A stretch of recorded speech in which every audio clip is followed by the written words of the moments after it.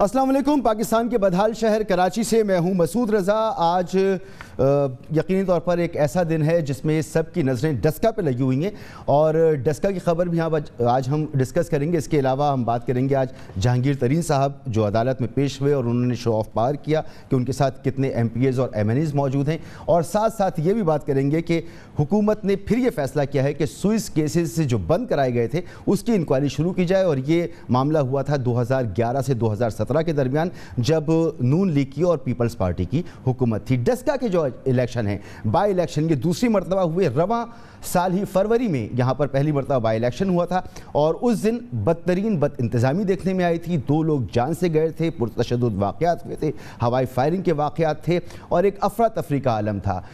कभी पोलिंग का अमला बैग्स लेकर फ़रार होते हुए पकड़ा गया, तो फिर जब इलेक्शन का टाइम ख़त्म हुआ उसके बाद प्रिजाइडिंग ऑफिसर्स गायब हो गए और उन्होंने बताया कि शायद धुंध बहुत ज़्यादा थी और वो काफ़ी तवील अरसे तक, कई घंटों तक इलेक्शन कमीशन के राब्ते में नहीं आए।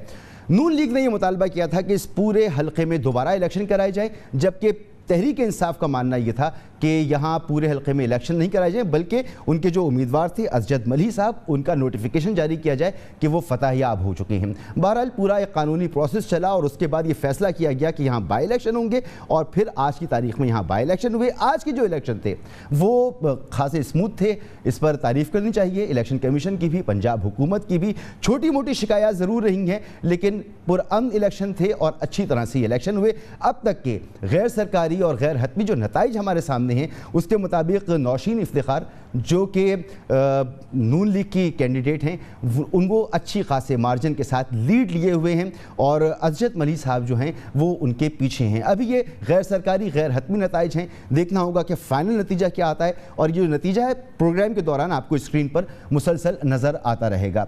तो मैं आपका मेहमानों से तारुफ़ कराऊँ और मेहमान मेरे साथ जो मौजूद हैं, फिरदौस आशिक आवान साहिबा हैं, मुआविन खुसूसी बराए इत्तलात पंजाब हुकूमत और अहम रहनुमा हैं तहरीक इंसाफ की। मैडम बहुत बहुत शुक्रिया आपका वक्त देने के लिए। जावेद अब्बासी साहब रहनुमा हैं मुस्लिम लीग नून के साबिक़ सेनेटर, सर आपका भी बहुत बहुत शुक्रिया। और आगा रफ़ीउल्लाह साहब रहनुमा है पाकिस्तान पीपल्स पार्टी के, बहुत वोकल हैं, बहुत बहुत शुक्रिया आगा रफ़ीउल्लाह साहब, आपने भी प्रोग्राम में हमें ज्वाइन किया। फिरदौस आशिक आवान साहिबा, आज का जो इलेक्शन है, पिछली दफ़ा तो आपका ये दावा था कि अजद मलही साहब कामयाब हो गए और अभी तक जो नताइज सामने आ रहे हैं उससे ये लग रहा है कि वो खासे मार्जिन के साथ पीछे हैं। तो क्या हुआ, अगर आप ये समझते थे कि अजद मलही उस वक्त जीत गए थे और आज वो अभी तक लीड लेते नज़र नहीं आ रहे, तो आपका जो बयानिया था, आपका जो मैसेज था डस्का के अवाम के लिए, उसको कबूल नहीं किया डस्का के अवाम ने, बल्कि नून लीग के मैसेज को कबूल किया, ये समझा जाए? बिस्मिल्लाहिर्रहमानिर्रहीम। मसूद, सबसे पहले तो आपको इस हल्के के जो ओवरऑल पॉलिटिकल लैंडस्केप है उससे आगाही ज़रूरी है। ये हल्का गुज़श्ता 3 दहाइयों से यानी 35 साल से ज़ायद अरसे से यहाँ पे नून लीग की हुक्मरानी रही और नून लीग ही मुसलसल यहाँ से जीतती रही। जो पिछला 2018 का इलेक्शन था उसमें PTI यहाँ से 40,000 की वाज़ेह अक्सरियत से ये सीट हार गई। अब जो पिछले 19 फरवरी का इलेक्शन था उसके अंदर जो है वो जिस तरह का बयानिया, जिस तरह का इस इलेक्शन को मुतनाज़ा बनाने की अब का PMLN की तरफ से सुनाई दी और अल्टीमेटली जो हमारे हदशात, तहफ़्फ़ुज़ात और इलेक्शन के अमले के हवाले से, RO के हवाले से थे, वो आज भी उसी तरह बरकरार हैं। लेकिन वहाँ सुनवाई जो है वो PMLN को ही, और हमें हुकूमत होते हुए भी हम उस रूल ऑफ लॉ को अबाइड करते हुए, उसको 100% स्पिरिट से ओन करते हुए हम दोबारा इलेक्शन के अंदर आए। अब जब हम आज का इलेक्शन का दिन है, जिन नताइज की आप बात कर रहे हैं, देखिए आप ये क्रेडिट हुकूमत पंजाब और पाकिस्तान तहरीक इंसाफ को साथ ज़रूर दें और मैं शुक्रगुजार हूँ कि आपने अप्रिशिएट किया कि आज तक ये पाकिस्तान की तारीख में रवायत ही नहीं रही कि कोई हुकूमत जो है वो इक़्तिदार में होते हुए इंतज़ामिया जो उसके मतहत होती है वो अपने मुखालिफ को लेवल प्लेइंग ग्राउंड दे, और हुकूमत ने दी। और वज़ीर आज़म इमरान खान ने जिस पाकिस्तान के हवाले से इस कौम से वादा किया था, उस पाकिस्तान को बदलने की तरफ ये एक मुस्बत पेशरफ्त है कि इलेक्शन के अंदर हार जीत होती रहती है, लेकिन रूल ऑफ लॉ पे कोई कंप्रोमाइज़ नहीं होगा। जो आप आज कह रहे हैं कि मैं आपसे ये पूछ रहा था कि पिछले जो इलेक्शन से फरवरी वाले इलेक्शन, उसमें वो आपने अगर आपके असजद मली साहब जीत गए थे तो आज जो हमें नताइज नजर आ रहे हैं इसमें इतना फर्क क्यों है? उस वक्त आपका दावा दुरुस्त नहीं था या अब आपके मौक़िफ़ को तस्लीम नहीं किया डस्का की आवाम ने? दो रीजंस हैं उसमें, दो रीजंस हैं मसूद। नंबर 1 रीज़न ये है कि जिस दिन हमने इलेक्शन यहाँ से जीता और नोटिफिकेशन के लिए तगोदो की, तो हमारी जंग जो थी वो कोर्ट्स और सुप्रीम कोर्ट और इलेक्शन कमीशन पे में चली गई, और हमें ये यकीन था कि हमारा मौक़िफ़ जो है वो इलेक्शन कमीशन और सुप्रीम कोर्ट मानेंगी, और यहाँ 20 पोलिंग स्टेशंस पे इलेक्शन होगा, जिसकी वजह से जो यहाँ पे पोलिंग का वो उसका कैंपेन का प्रोसेस था और एक पॉलिटिकल स्ट्रेटजी थी, और इलेक्शन के उस प्रोसेस के अंदर हमें एक्टिवली इन्वॉल्व और एंगेज होना था, वो गहमा गहमी उस तरह से पार्टी की सतह पे नज़र ना आई, क्योंकि पार्टी ये समझ के बैठी थी कि हमें सुप्रीम कोर्ट से और इलेक्शन कमीशन से इंसाफ मिल के हमारी फतह का ऐलान होना है और हमें दोबारा इलेक्शन में नहीं जाना। जबकि हमारा मुखालिफ कैंप जिस वक्त ये इलेक्शन मुतनाज़ा हुआ उसी दिन से उन्होंने कैंपेन की, और वो जहाँ जहाँ जिन जिन पोलिंग स्टेशंस पे पीटीआई जीती थी उन्होंने वहाँ पे होमवर्क किया और वहाँ जीतने के लिए स्ट्रेटजी बनाई, जिसमें हमारी कुताही रही, और हम उस स्ट्रेटजी के अंदर जहाँ हम हारे थे हमने उसको जीतने के लिए पैरेलल काउंटर स्ट्रेटजाइज ना किया। दूसरी चीज़ ये है कि जो इस वक्त हमारा कोविड-19 का चैलेंज है, ये डस्का उसका सामना कर रहा है। यहाँ पे आखिरी दिन तक डस्का के अवाम को ये यकीन नहीं था कि यहाँ इलेक्शन होगा, क्योंकि वो ये समझ रहे थे कि कोविड के अंदर जहाँ जिन डिस्ट्रिक्ट्स को कोविड ने बैडली हिट किया है उसमें डस्का भी शामिल है, क्योंकि 21% इन्फेक्शन स्प्रेड रेशो इस वक्त भी कोविड-19 की है। और एसओपीएस को अगर मैडम आपकी बात पहुंच गई, दो रीजन आपने बताए, मैं वापस आता हूं आपके पास। जो तीसरी बात दो रीजन आपने बताया कि तो तैयारी नहीं थी जी, बताएं कंप्लीट करें प्लीज। उसमें मसूद ये हुआ कि जो अभी तक रिजल्ट आए हैं, देखिए जो इसका अर्बन एरिया है इस हल्के का, वो हमेशा से नून लीग की उसके अंदर अक्सरियत रही है, और आज भी चूंकि वो अर्बन जो पोलिंग स्टेशंस हैं उनके रिजल्ट जल्दी आ जाते हैं, रूरल जो पोलिंग स्टेशंस हैं उनके बिल्कुल ठीक, बिल्कुल आपकी बात पहुंच गई। ये अर्बन जो है यहाँ पर नून लीग की अक्सरियत है, जबकि रूरल एरिया जो है उसकी वहाँ पर सपोर्ट आपको ज़्यादा मिली हुई है। तो जावेद अब्बासी साहब, एक तो तहरीक इंसाफ तैयार नहीं थी, उसका वोटर तैयार नहीं था कि इलेक्शन हो जाएगा, पहली बात। दूसरा फिर कोविड, ये दो वजूहत बताई, और तीसरी वजह यह है कि अभी तक जो रिजल्ट सामने आए हैं वो ज़्यादा उन पोलिंग स्टेशंस के हैं जो अर्बन इलाकों में मौजूद है, जहां आपका स्ट्रांग होल्ड है, लेकिन रूरल अभी रिजल्ट आना बाकी है, जो रात देर तक हो सकता है आए, तो हो सकता है कि आपकी लीड जो है वो कम होती चली जाए। तो क्या लग रहा है आपको, क्या होने जा रहा है? बिस्मिल्लाहिर्रहमानिर्रहीम, बहुत शुक्रिया मसूद अजहर साहब। ये फरदौस आशिक अवान साहब का मैं मशकूर हूँ कि उन्होंने ये बात मान लिया जो हमेशा हम कहते थे कि ये सीट हमेशा से हमारी रही है, हमेशा से हम यहाँ इस पर जीतते रहे, और फरवरी का जो इलेक्शन हुआ था वो भी हम जीत गए थे। ये पीटीआई के जो हमारे साथी थे उन्होंने ये दूसरी दफ़ा हार के लिए ये सारा गेम था, इनको पता था कि ये उस वक्त भी हारे हुए थे, इनको पता था कि इलेक्शन रिजल्ट इनके फेवर में नहीं है, इसलिए दो चीज़ें पढ़ने वाली हैं अगर ये पढ़ लें। एक, इलेक्शन कमीशन ऑफ पाकिस्तान की जो जजमेंट उन्होंने दी थी इस इलेक्शन के ऊपर कि किस तरह वहाँ प्रिजाइडिंग अफसरों का अगवा किया गया है, किस तरह प्रोविंशियल गवर्नमेंट का क्या रोल रहा है, चीफ सेक्रेटरी का, आईजी का और बाकी ऑफिसर साहिबान का, और फिर जो आरओ ने वहाँ से लिख के भेजा था कि किस तरह पीटीआई की हुकूमत ने इलेक्शन मैनिपुलेट करने की कोशिश की और किस तरह वहाँ दिन दहाड़े सारा मामला हुआ है।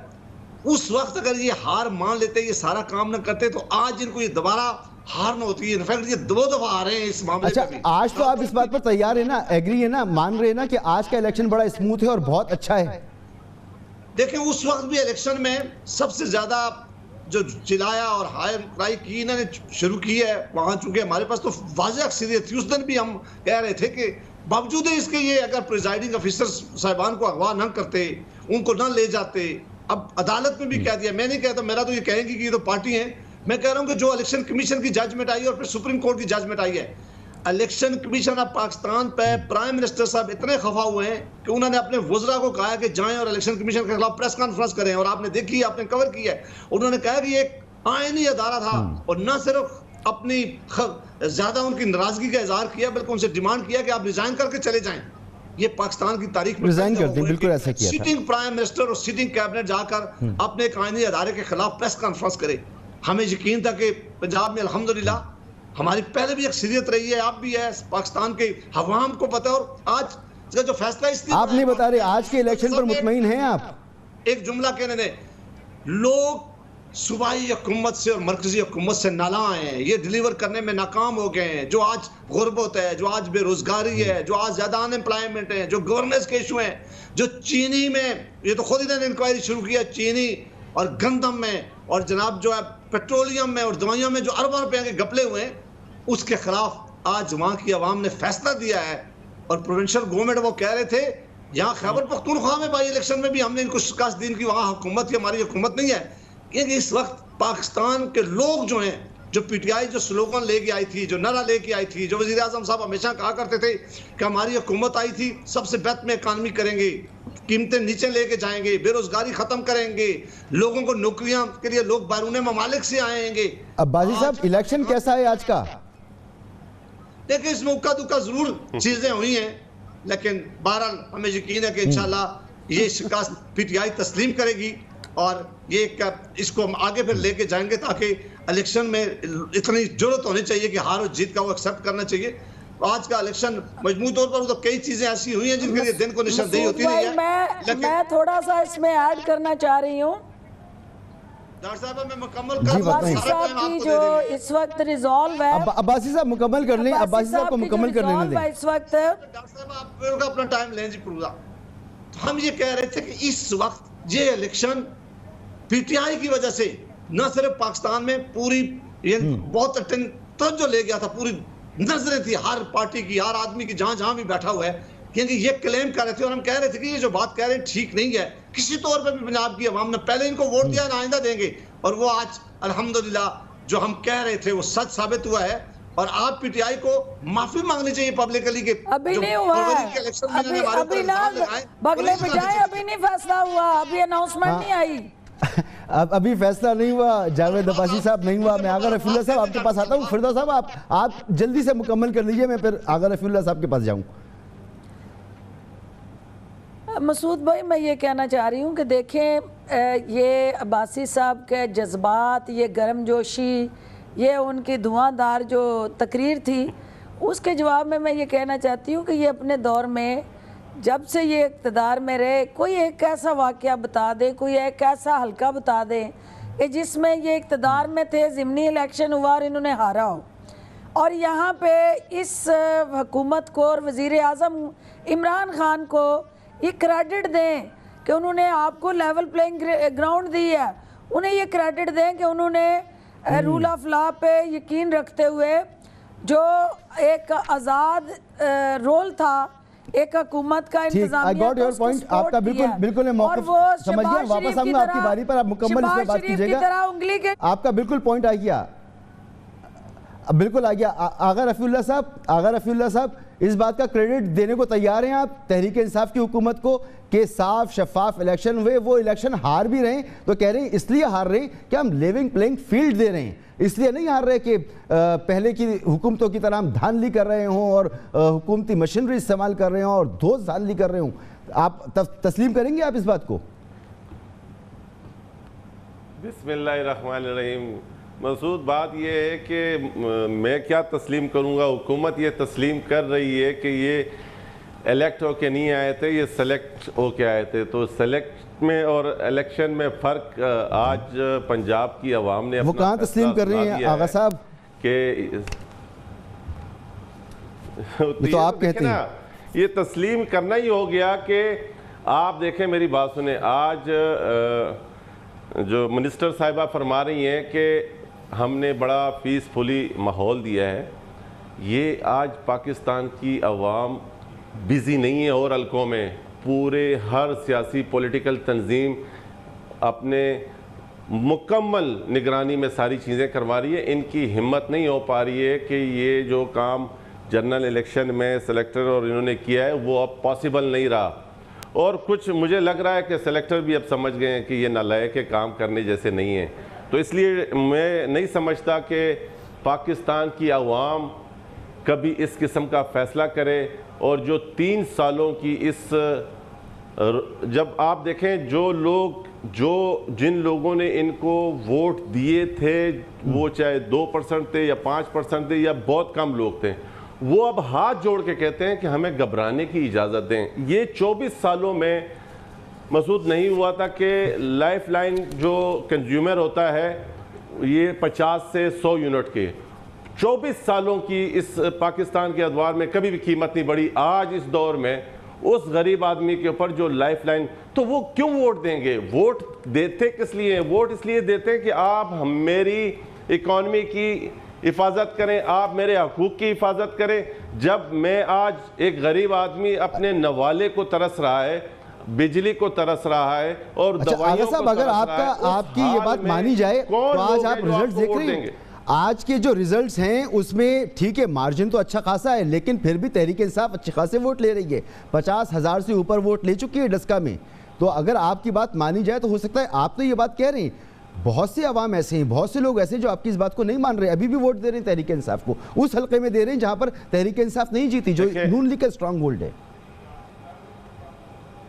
देखें यहाँ पर आज भी वफाक में और सूबे में हुकूमत उनकी है, और बहुत से ऐसे लोग हैं जिनके जो इनके बेनिफिशरीज हैं और जिनका इनके साथ वास्ता है, और जो मजबूर हैं, जिनके बहुत सारे मामला चल रहे हैं। तो इसलिए ये पॉसिबल तो नहीं है कि 22 करोड़ आवाम एक तरफ है, और अगर इस तरह की बात ना, अगर इस तरह की बात, तो फिर ये जमहूरियत और ये इलेक्शन और ये सारे सिलसिले होते क्यों? इसमें तो कोई शक नहीं है कि आज भी मुख्तलिफ राय रखने वाले लोग, इस आइन ने हम सबको इजाज़त दी है, इस कानून ने हम सबको इजाज़त दी है, इस मुल्क ने हम सबको इजाज़त दी है, वो तो मौजूद है। लेकिन वो बयानिया जो खान साहब कहते थे कि मैं तब्दीली लेके आऊँगा, वो बयानिया जो खान साहब कहते थे कि जब ऊपर हुक्मरान चोर हो तो आवाम की ये कंडीशन होती है जो आज है, तो वो लोग क्यों वोट देंगे इनको? मैं उसकी बात कर रहा हूँ। और इंशाअल्लाह ताला आपको ये सिनेरियो आगे और बेहतर नजर आएगा इंशाल्लाह। बहुत जल्द कराची में इलेक्शन है, बिल्कुल बिल्कुल इंशाल्लाह उस पर नजर रहेगी, और उस पर बात भी करेंगे। ब्रेक की तरफ मुझे जाना है, और ब्रेक के बाद मैं वापस आता हूँ। फिरदौस शेखावत साहबा, एक ब्रेक की तरफ जाना है, और ब्रेक के बाद यहीं से गुफ्तगू शुरू करते हैं। हमारे साथ रहिए।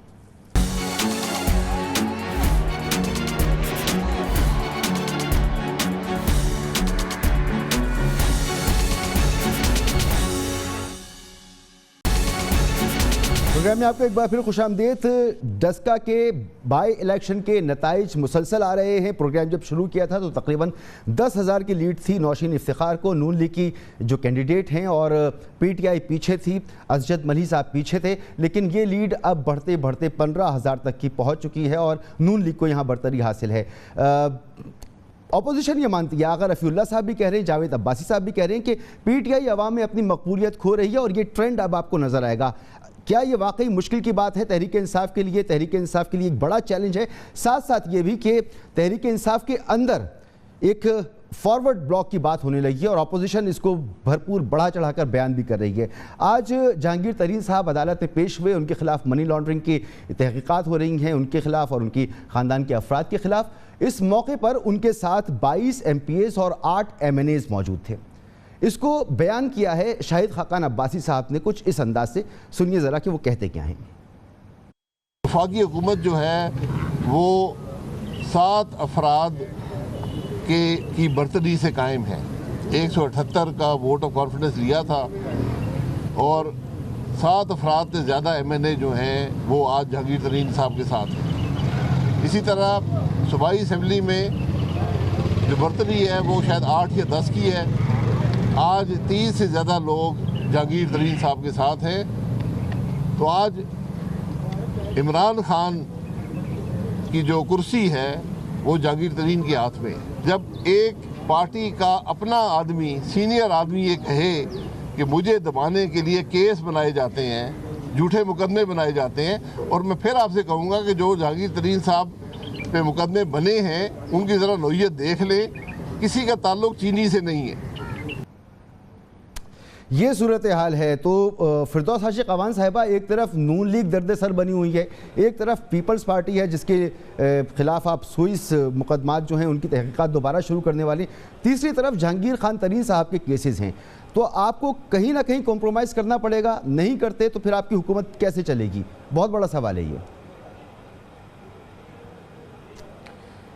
मसूद भाई, जो बयानिया जो है वो मेरे दोनों ऑनरेबल पार्टिसिपेंट दे रहे हैं, उस बयानिए में आज के इलेक्शन के अंदर आप ये ज़रा एडअप कर लें कि 18% टर्न आउट है, और कोरोना की वजह से, कोविड की वजह से टर्न आउट कम हुआ, और पीटीआई अपने जो वर्कर्स थे वो रूरल में और अर्बन में निकालने में नाकाम रही, और पीएमएलएन ने अपने वर्कर्स को पोलिंग स्टेशनों तक पहुंचाया। लेकिन इसके साथ साथ अभी चूँकि हतमी रिज़ल्ट नहीं आया तो मैं उस पर कोई राय नहीं दूंगी। मैं सिर्फ ये कहूँगी कि हमें पीटीआई के अंदर इतनी जुर्रत, हिम्मत और अखलाकी तौर पे इतनी ताकत है कि हम अपनी कोताहियों को, अपनी कमियों को, और जो पॉलिटिकल स्ट्रेटजीज़ में फेलियर्स हैं उसमें उसे एक्सेप्ट करने की जुर्रत है। और ये किसी और जमात के अंदर ये चीज़ इसलिए देखने को नहीं मिलती कि गलतियों को एक्सेप्ट करना और गलतियों को सीखना और उसको दुरुस्त सिमत की तरफ लेके चलना जो है, ये इमरान खान साहब का हमेशा से हादसा रहा है।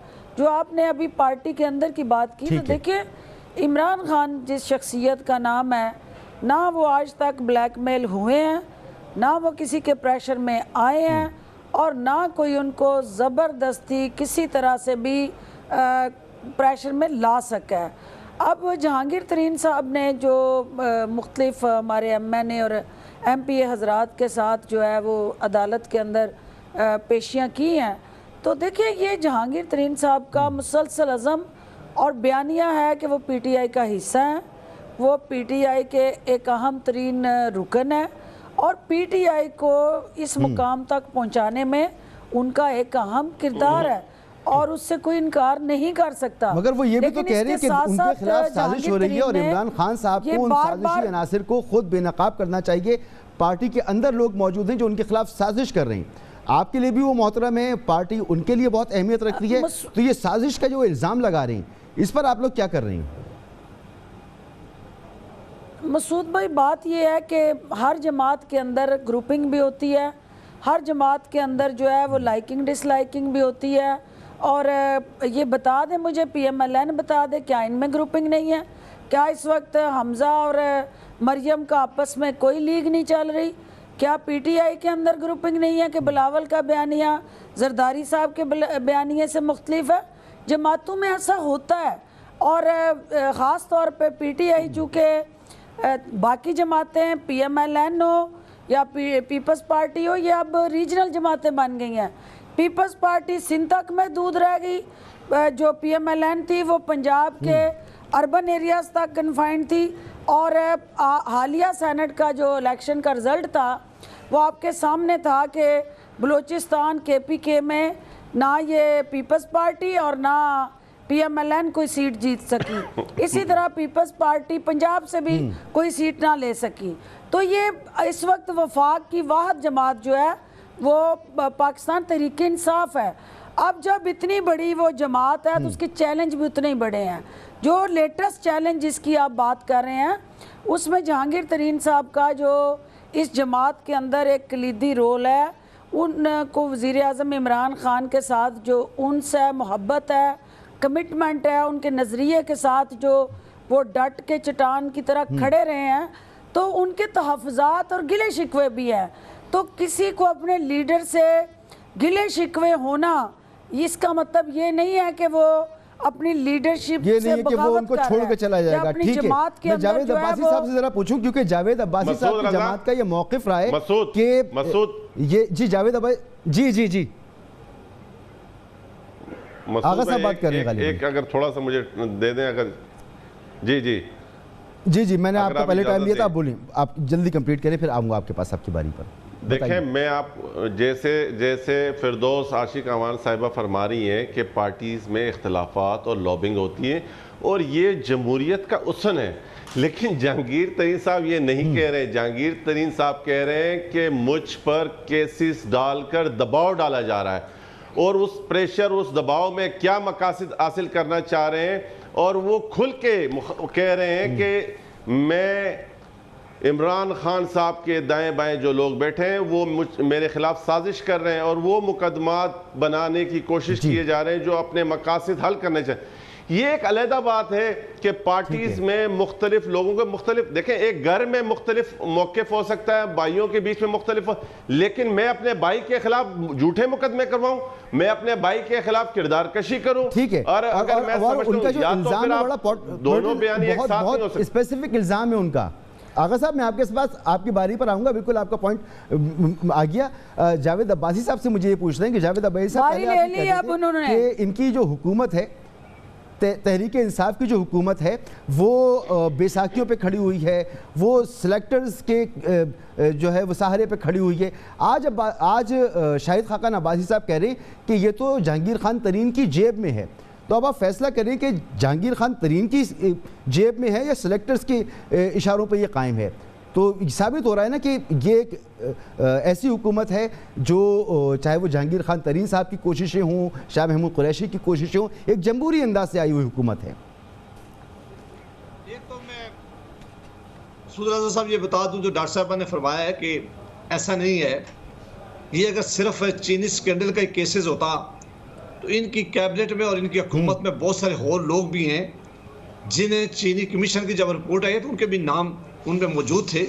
ये केसेस चीनी स्कैंडल से बिल्कुल अलग हैं जो जहांगीर तरीन साहब पे बना दिए गए हैं, और उनके अकाउंट सिर्फ वो अकेले हैं जिनके अकाउंट इस वक्त फ्रीज कर दिए गए हैं और उन पे FIR काट दी गई है, और उनके ऊपर जो मामला हो रहा है ये हम नहीं कह रहे, ये राजा रियाज साहब जो है मैं नए PTI के और MPA साहिबान, और मैं आज 8 बजे प्रोग्राम किया, इनके दस्ती साहब एक MP आए थे, वो बार बार कह रहे थे कि उनको टारगेट बना रही है प्राइम मिनिस्टर साहब की टीम। प्राइम मिनिस्टर साहब को मजबूर कर दिया है कि वो जहांगीर खान तरीन साहब के खिलाफ एक्शन लें, और वो सारे जो MPA और MNAs इकट्ठे हुए हैं उन्होंने कहा कि हम आज़ाद इलेक्शन जीते थे, अक्सरियत उनकी, और जहांगीर तरीन साहब के कहने पर हम PTI में शामिल हुए थे।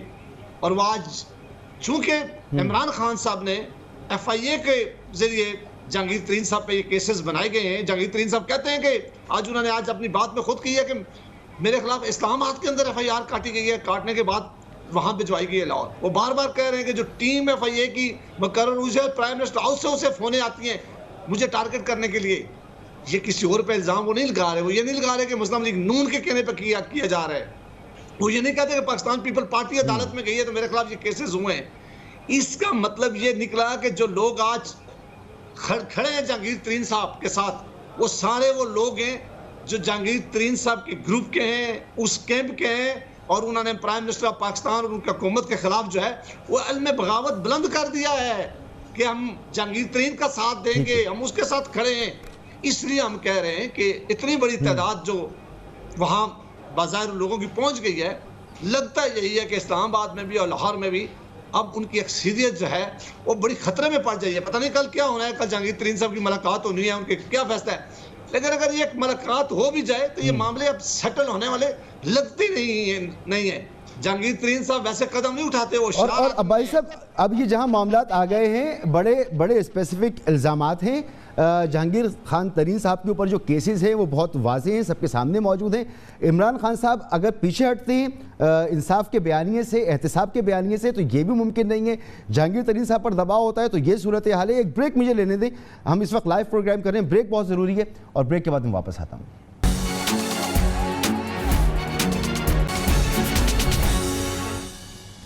Welcome back. डस्का इलेक्शन के बाद वोटों की गिनती का अमल जारी है और 360 में से 241 के गैर सरकारी गैर हतमी नताइज जो सामने आए हैं उसमें तकरीबन 15,000 की लीड हासिल है नौशीन इफ्तिखार को। वो 80,000 से ज़ायद वोट हासिल कर चुकी हैं और अली असजद मली साहब जो हैं वो 65,000 से ज़ायद वोट हासिल कर चुके हैं। और अब जो तकरीबन 125 पोलिंग स्टेशन हैं ये रूरल एरियाज़ के हैं और यहाँ PTI का स्ट्रॉन्ग होल्ड है, तो नताइज कुछ भी हो सकते हैं। तो अभी हतमी नतीजा तो ये है नहीं, देखें कि आगे आगे क्या नताइज सामने आते हैं।